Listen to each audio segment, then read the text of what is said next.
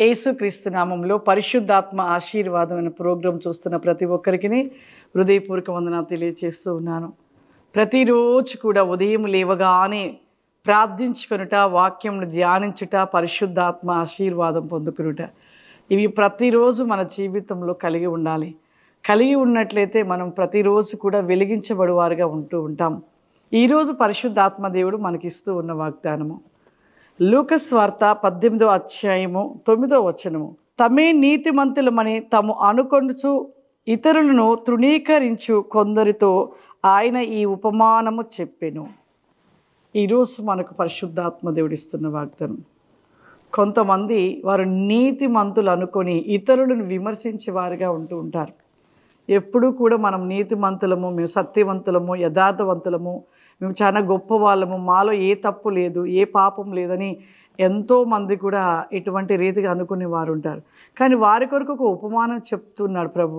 ఇక్కడ ఇద్దరి గురించి చెప్తున్నాడు. పరిచర్యుడు ఇంకా సుంకరుడు గురించి, ఇద్దరి గురించి కూడా చెప్తున్నాడు. సుంకరుడి ప్రార్థన ఏ విధంగా ఉంది, పరిచర్యుడి ప్రార్థన ఏ విధంగా ఉన్నది, ఆ యొక్క ఉపమానాన్ని ప్రభువారు ఈ యొక్క లేఖన గ్రంథము తెలియపరిచినట్లు, సుంకరుడు తనను తను తగ్గించుకున్నాడు. ఎంత తగ్గించుకొని తను చేసే ప్రార్థనలు కూడా ఎంతగా అంటే దేవుణ్ణి వేడుకుంటున్నాడంటే అంతగా వేడుకుంటున్నాడు. కానీ పరిచర్యుడు మాత్రం తను మాత్రము హెచ్చుగా మాట్లాడుతాడు, గొప్పవానిగా మాట్లాడుతున్నాడు. నేను అంత ఇచ్చాను, నేను ఇంత ఇచ్చాను.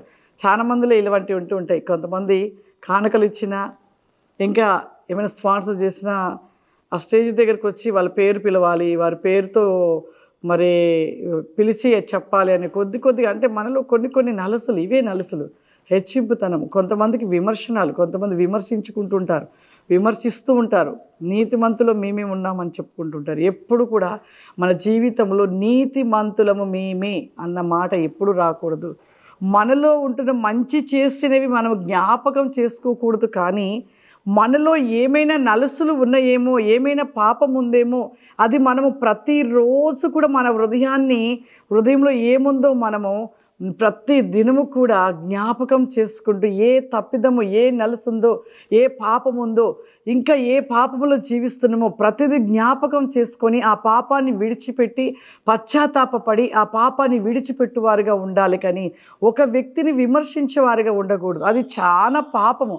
ఒకళ్ళు విమర్శించడానికి మనం ఎవరు? అందుకే అంటున్నాడు ఇక్కడ, ఏమంటున్నాడు? తమే నీతిమంతులమని తాము అనుకొని ఇతరులను తృణీకరించుచు కొందరితో ఆయన ఈ ఉపమానం చెప్పెను. వారు నీతిమంతులు అనుకొని, మరి వారు ఎలా ఉంటారంటే మేమే నీతిమంతులు అనుకొని కొందరిని తృణీకరిస్తూ ఉంటారు. మన జీవితంలో ఆ స్వభావం చాలా భయంకరమైనది. అసలు ఒకళ్ళు విమర్శించకూడదు. ఒకళ్ళు తప్పు ఉన్నప్పుడు నీకు తెలిస్తే వాళ్ళ కోసం ప్రార్థన చెయ్యి. దేవుడు మనకు తెలియపరుస్తున్నది ఏంటి? ఇతరులు విమర్శించకూడదు. ఇతరులు ఒకళ్ళు తప్పు చేసిన వాళ్ళు క్షమించి వాళ్ళు ప్రేమించేవారుగా ఉండాలి. వారు ఒకరు తప్పును విడిచిపెట్టకపోతే వారి కోసం కన్నీరు విడిచి ప్రార్థన చెయ్యి. అలా నువ్వు ప్రార్థించడం వల్ల నీకు ప్రతిఫలం వస్తుంది. వారు ఫలిస్తారు, నీకు దేవుడు ప్రతిఫలం ఇస్తాడు. దేవుని పాదాల దగ్గర, దేవుని సన్నిధిలో మనం ఎవరి కొరకు ప్రార్థించిన ఆ ప్రార్థన వ్యర్థం కాదు. ఆ ప్రార్థన బట్టి మన జీవితంలో దేవుడు ఆశీర్వదిస్తాడు.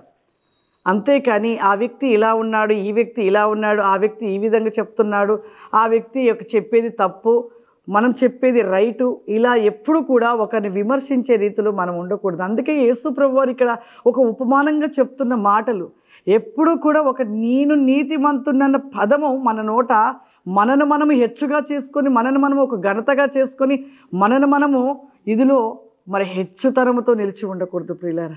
అలా ఉంటే దేవుడు ఎప్పటికీ మన ప్రార్థన వినడు, ఎప్పుడు కూడా వినడు. ఇక్కడ ఇద్దరు ప్రార్థనలో ఎవరి ప్రార్థన విన్నాడు? సుంకరి ప్రార్థన విన్నాడు. ఎందుకంటే తను చేసిన ప్రార్థన, తనను తను తగ్గించుకొని ప్రతిదీ ఒప్పుకొని తను ఎంతగా అడిగాడంటే అంతగా ప్రార్థించాడు. కాబట్టి తన ప్రార్థనకు ప్రతిఫలం వచ్చింది. ఇంకొక వ్యక్తిగా ఉన్నాడు పరిచర్యుడు, అతని వ్యక్తి యొక్క ప్రార్థనకి ఏ ప్రతిఫలం రాలేదు. కాబట్టి మన జీవితంలో ఒకరి విమర్శించకుండా, ఒకవేళ ఎవరైనా తప్పు చేసినప్పుడు వారి కోసం ప్రార్థన చేయండి, వాళ్ళు మార్చబడినట్లుగా. అంతవరకే మనం చేయాలి. కానీ ఒకరిని మనం వేలెత్తి చూపించొద్దు, ఒకరిని విమర్శించకూడదు. హల్లెలూయా. ప్రార్థన చేసుకుందాం. సర్వశక్తివంతుడ దయగల తండ్రి, నీకు వందనాలు చెల్లిస్తున్నానయ్యా.